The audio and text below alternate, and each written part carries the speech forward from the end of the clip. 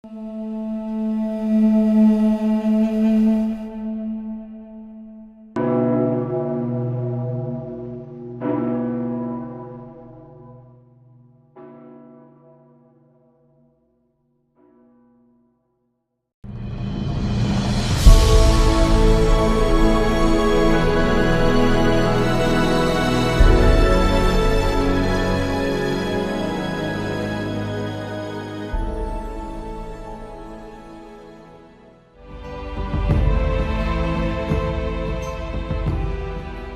propio Sarday Salvany establecía que el liberalismo, dice, es un conjunto de ideas falsas en el orden del pensamiento y es un conjunto de acciones erróneas en el orden de la praxis. No podría haber un liberalismo práctico, un liberalismo en el orden social político, si previamente no hubiera sido teorizado y pensado en el orden teológico y en el orden filosófico. Según Pío IX, en la encíclica Quanta Cura, el liberalismo es el naturalismo en política. Esto significa que el naturalismo era aquella herejía que otorgaba al orden natural una autonomía plena, por lo tanto, no necesariamente tenía que subordinarse a lo sobrenatural. En la práctica es una rebelión sobre todo contra todo tipo de autoridad. Por ejemplo, la rebelión contra la revelación, contra el magisterio de la Iglesia, contra la propia jerarquía eclesial, ya que parece que la Iglesia tiene que adecuarse al mundo y, por lo tanto, entrar en procesos de democratización donde la verdad, entre comillas, la tenemos que decidir entre todos. Y luego, sobre todo, en el orden político, el liberalismo, donde más daño ha hecho, es en aquellos que tienen vocación política, creer que la vida política y las creencias son dos realidades separadas. Por lo tanto, yo puedo tener una creencia religiosa en un sentido, pero políticamente actuar en sentido contrario. El liberalismo, que fue denunciado por la Iglesia en muchas encíclicas a lo largo del siglo XIX, lo sostenían ciertas élites ilustradas, masónicas, incluso ciertos teólogos heréticos. Hoy por hoy ha impregnado muchísimos ámbitos de la vida social, política, en familias incluso cristianas, eclesiásticos. Podemos decir que el mundo está impregnado de liberalismo. Este liberalismo es pecado porque en el fondo el liberalismo es un acto de autonomía de la razón que se puede traducir en un acto de soberbia o de rebelión contra el plan de Dios de salvación y contra el orden creado. Por lo tanto, es en primer lugar un pecado de soberbia individual, pero también puede ser un pecado de soberbia colectiva. Este pecado es gravísimo, ya lo prevé el famoso Sarday Salvany en su obra El liberalismo es pecado, cuando habla de que el liberalismo se reduce a este racionalismo radical, donde tiene tres dimensiones: una individual, que es creer que uno puede escoger la salvación como quiera o la religión que quiera y no está obligado a buscar la verdadera religión. Hay un racionalismo en el orden político que se acaba imponiendo hoy en nuestros días, que es creer que el Estado tiene supremacía sobre la Iglesia para dictaminar lo que es el orden moral, el orden de valores. Y, por último, un racionalismo en el orden, podríamos decir, social, que fue introduciéndose en el siglo XX hasta llegar a nuestros días, que defendía la educación laica, por lo tanto que es posible una educación separada de la religión, y por otro lado la defensa del matrimonio civil frente al matrimonio eclesiástico. Lo visualiza muy bien en su época porque ya incluso en ciertos ámbitos eclesiales, de hecho cuando sale su obra El liberalismo es pecado, causa una grandísima polémica en toda España, porque unos cuantos eclesiásticos se sienten directamente aludidos. ¿Por qué es una secta? Pues porque se comportaban como tal. Entre ellos se ayudaban, se procuraban cargos eclesiásticos, entre ellos buscaban relaciones de poder y, sobre todo,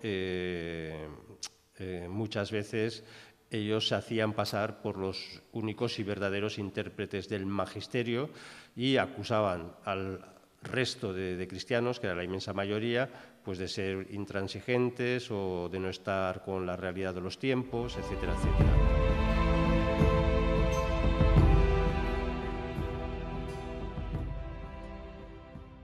Es deber de los católicos no ceder en nada, ¿no? Se les suele acusar, los liberales o católicos liberales suelen acusar a los que no lo son de reaccionarios o de intransigentes o de integristas, pero la postura de la intransigencia con el mal es evidente. No hay que transigir en el mal, no hay que tolerar el mal y, por supuesto, hay que ser íntegro en los principios. El gran drama del liberalismo es que el liberalismo se ha ido infiltrando durante décadas, poco a poco, sutilmente, aprovechando muchas veces la buena fe de personas, de eclesiásticos, de creyentes, y bajo excusa de bonomía, bajo excusa del bien particular individual, pues han renegado de una serie de principios.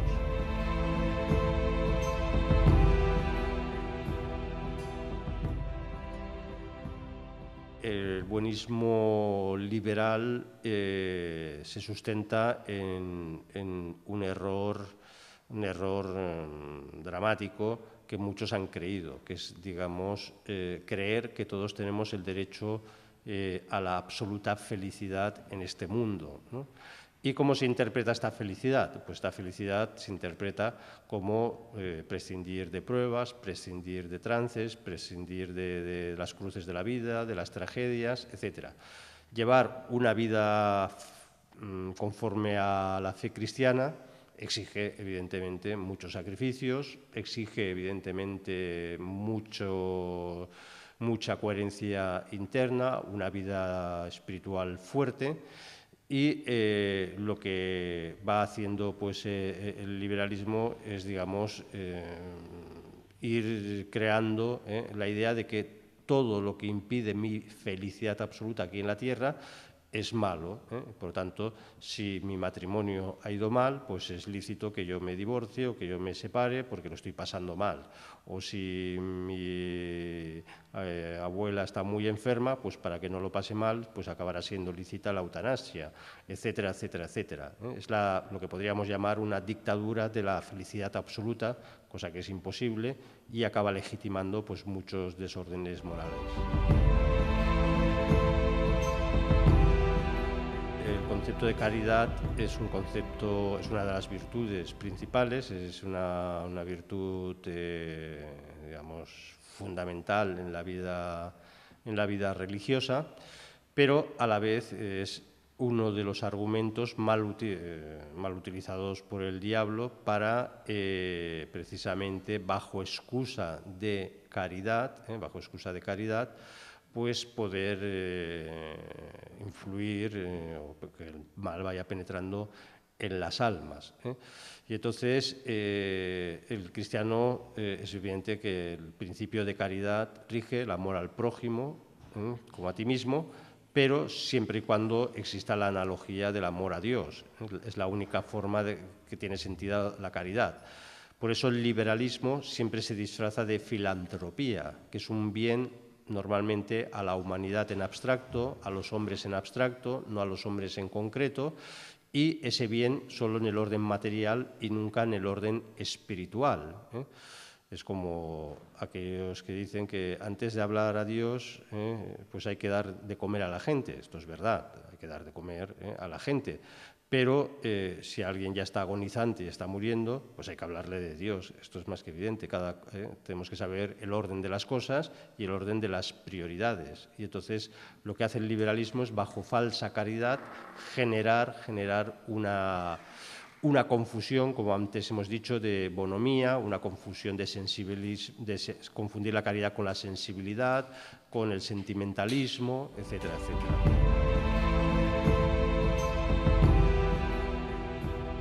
Bueno, esto es un principio más que esencial, ¿eh? Esto es un principio más que esencial. Hay el deber de todo cristiano de defender la verdad, tal como nos ha sido revelada, tal como la hemos heredado por tradición. De hecho, uno de los pecados contra el Espíritu Santo, que son los pecados que no se perdonan, es la impugnación de toda verdad conocida. Y hoy por hoy nos encontramos con que el nivel de desinformación, el nivel de deformación teológica, filosófica, en aquellos hombres que están llamados al apostolado o a construir la ciudad de Dios en el mundo, pues carecen de este concepto, de estas bases filosóficas tan fundamentales que hay que difundir.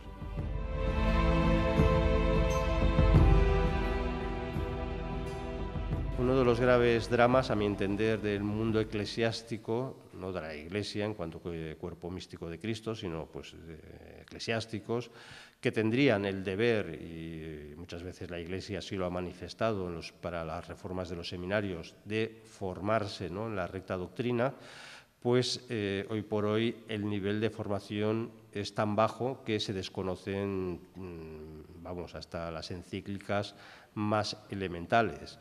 Esto es un drama no solo porque en algunos directores de seminarios pueda haber, digamos, maldad, sino es muchas veces un problema de ignorancia o de falta de nivel, de formación en las personas que consagran su vida a Dios. Es evidente que no todo el mundo está llamado a ser teólogo, por supuesto, pero sí que ciertos consagrados, sobre todo para el sacerdocio, tienen que tener una formación en el magisterio de la Iglesia. Y esto es lo que hoy echamos en falta, encontrarte seminaristas que son educados en actividades pastorales, en dinámicas pastorales, se les suelen llamar dinamizadores culturales, pastorales, etcétera, pero el trasfondo teológico, filosófico, etcétera, que el propio Concilio de Trento intentó que tuvieran los sacerdotes, futuros sacerdotes, cuando, digamos, se instituyen los seminarios, tal como los conocemos hoy en día, pues todo esto está fallando.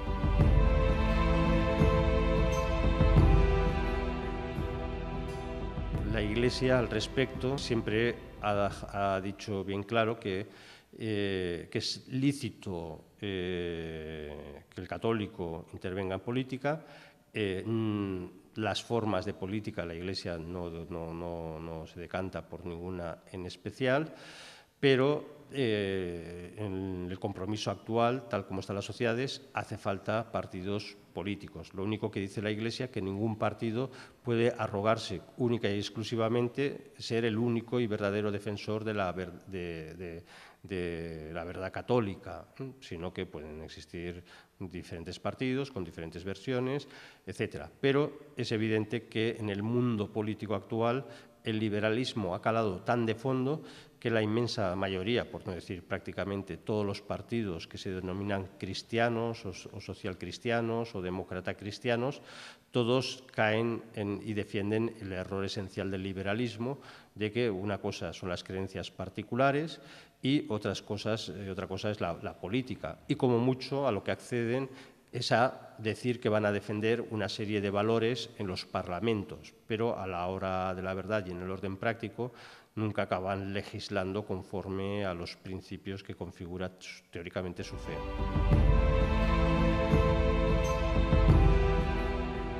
Bueno, estaríamos hablando de lo que Pío XI habla en la Quas Primas, esa encíclica en la cual se proclama la festividad de Cristo Rey, donde dice clarísimamente que las sociedades que no se quieren sujetar al dulcísimo yugo del Sagrado Corazón y de la realeza de Cristo, y por lo tanto no se reconozca que hay una realeza de Cristo pues, en las almas, en las familias, en las sociedades, en los estados, que tienen deberes para con Dios también, los estados, pues si esto se reconociera y se pusiera en práctica, dice Pío XI, devendrían una ingente cantidad de bienes al mundo y, sobre todo, el principal de los bienes en el orden social, que sería la paz.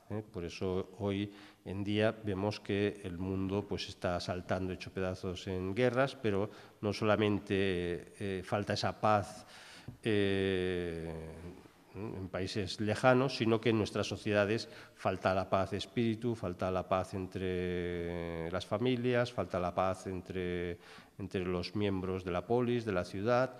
Estamos en un mundo de conflicto constante, ¿no? Y eso es lo que, digamos, si el liberalismo, que es ese triunfo del individualismo y de la soberbia autónoma, de la racionalidad y de la voluntad, todo eso desapareciera, pues viviríamos en un orden natural, subordinado al sobrenatural, pero, digamos, elevado, en cierta medida perfeccionado, en el cual la felicidad humana, no esa dictadura de felicidad que hablábamos antes, sino la felicidad humana sería mucho más fácil.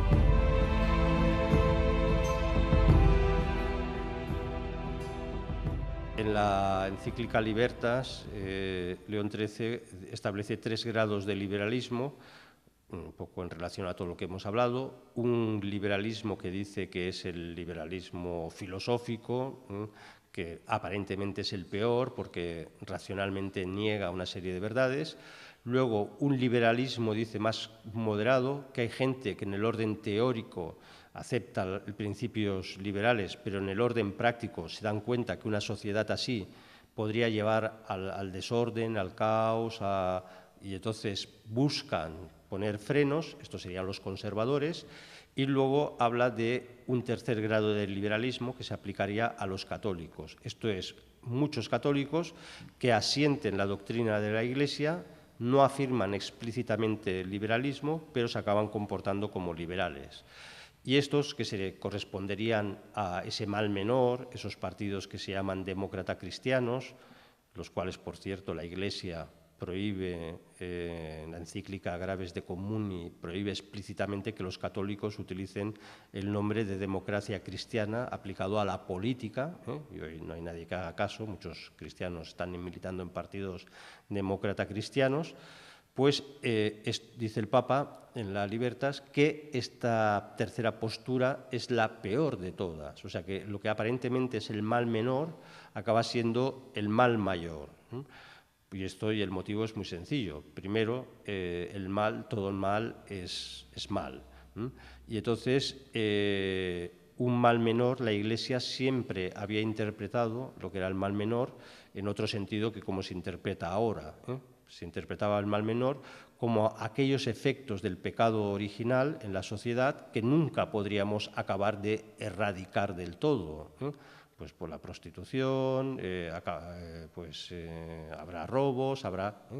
Si quisiéramos montar un sistema político para eliminar todo esto, al final sería un mal mayor porque tendríamos que crear una dictadura a todos los niveles para controlar toda la sociedad. Entonces, la teoría del mal menor real, la que defiende la Iglesia, es que hay ciertas cosas, son males en el mundo, que Dios los juzgará. Nosotros no podemos juzgarlos porque es parte de la providencia.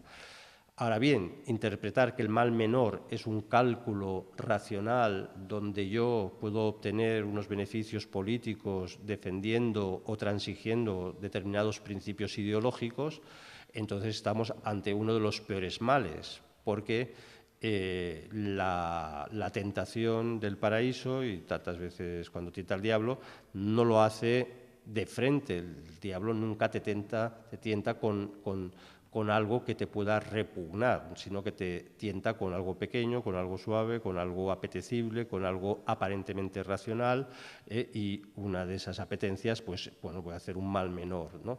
Pero la historia nos demuestra que los grandes males han iniciado siempre con males menores o decisiones de mal menor.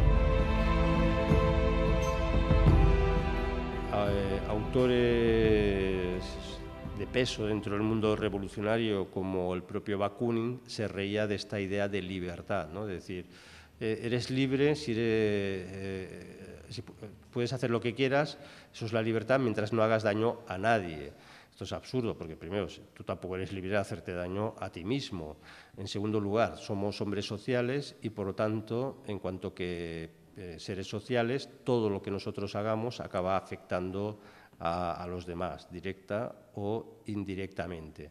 Por lo tanto, en la sociedad no somos como átomos donde el único mal posible es que todos nos vayamos erosionando, chocando entre nosotros en nuestros ámbitos de libertad absoluta. El gran problema es creer que todos tenemos libertad absoluta. Todo régimen político que se fundamenta filosóficamente en que el hombre tiene una libertad absoluta, como las teorías de Rousseau, etcétera, etcétera, acaban generando las teorías de los grandes totalitarismos, porque entonces viene lo que decíamos antes. Si yo soy capaz de hacer lo que quiera, el Estado me tiene que garantizar que mi libertad la pueda llevar a cabo. Yo no hago nada a nadie, pero yo decido ser un transexual, o yo decido abortar, o yo decido eutanasiar, o yo decido suicidarme, o yo decido... Y entonces, ¿qué es lo que ocurre? Que poco a poco el Estado se va convirtiendo en el regulador de todas las conductas absolutamente anómicas, amorales, etcétera, que a cualquiera se le puede ocurrir.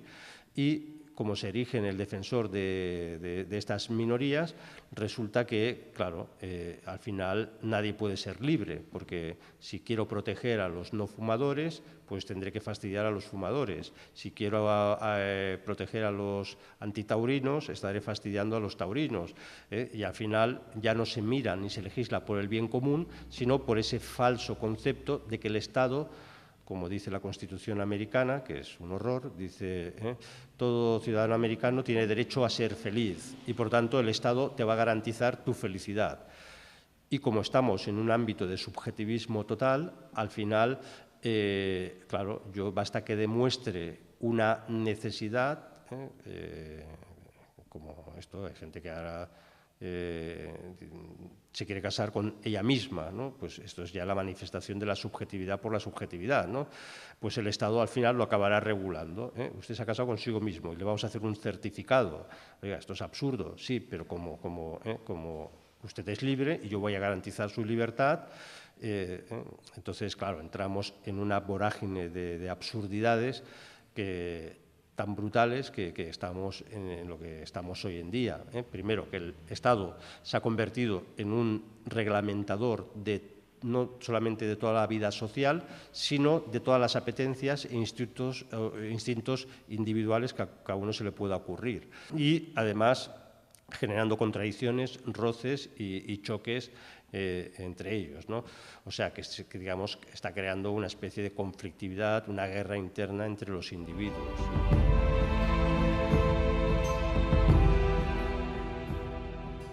La Iglesia acepta ya desde el origen de la doctrina social y política de la Iglesia, y siguiendo la tradición tomista, escolástica e incluso aristotélica, se acepta que hay formas de gobierno diferentes y todas son legítimas. La monarquía, la aristocracia y la república. Otra cosa son las corrupciones de estos sistemas que, evidentemente, la Iglesia los condena, como podría ser la tiranía, como podría ser la oligarquía o lo que se llamó la democracia o demagogia como corrupción de la República. La Iglesia en esto, en principio, no dice nada, siempre y cuando se salvaguarde un principio que es el que niega el liberalismo, que es que la autoridad procede de Dios. Toda autoridad procede de Dios. La autoridad de los padres sobre los hijos, la autoridad de los maestros sobre los discípulos, de los gobernantes sobre los súbditos. Da igual, por circunstancias históricas, la Iglesia no tiene ningún drama por aceptar que se pueda votar. De hecho, los papas son elegidos por elección. Es una forma democrática dentro de una aristocracia, que son los cardenales, para generar una monarquía. Por eso muchos teólogos dicen que la Iglesia se concentra en las tres formas de gobierno, porque una aristocracia elige democráticamente al que va a gobernar como monarca en la Iglesia. Pero el error es pensar que la soberanía viene del pueblo, y como viene del pueblo, los gobernantes tienen que hacer aquello que el pueblo quiere, ¿no? Esté bien o esté mal moralmente. Por lo tanto, que no hay una estructura moral superior a la cual referirse a la hora de decidir lo que es bien y mal, por lo tanto, lo justo y lo injusto, y por lo tanto, el leitmotiv de lo que es la justicia, la ley, que es lo propio de los gobernantes.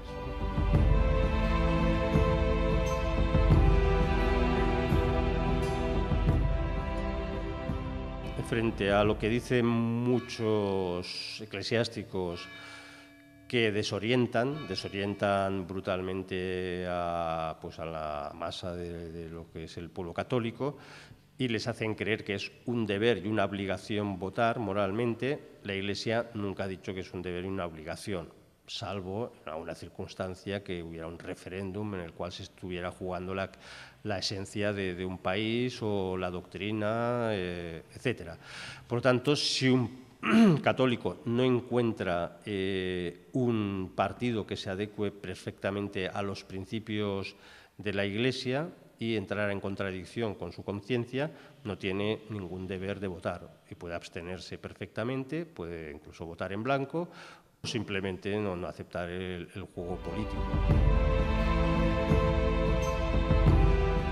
Otro gran error que nos han inculcado es que la política solo se puede realizar a través de los partidos políticos. Y esto, a mi entender, es una de las grandes trampas del liberalismo. Decir, y esto incluso la Constitución española dice, los partidos políticos son una de las formas de representación de la soberanía popular. Lo que pasa es que en el orden práctico se han convertido en la única forma de representación de esa soberanía. Por lo tanto, los católicos, para hacer una política católica y en función de como muchísimos pensadores católicos lo habían planteado en el siglo XIX y principios del siglo XX, lo que hay que hacer es desarrollar ámbitos donde se pueda ejercer la vida social política sin necesidad de los partidos políticos.